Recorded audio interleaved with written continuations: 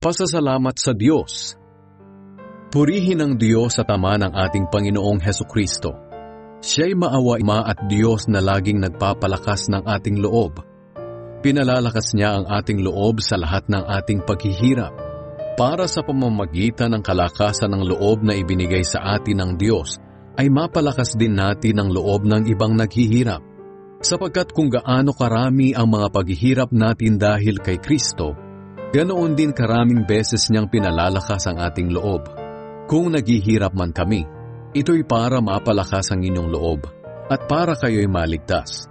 At kung pinalakas mong Diyos ang aming loob, ito'y para mapalakas din ang loob ninyo. Nang sa ganoon ay makayanan ninyo ang mga paghihirap na tulad ng dinaranas namin. Kaya malaki ang aming pag-asa para sa inyo, dahil alam namin na kung naghihirap kayo tulad namin, palalakasin din ng Diyos ang inyong loob tulad ng sa amin.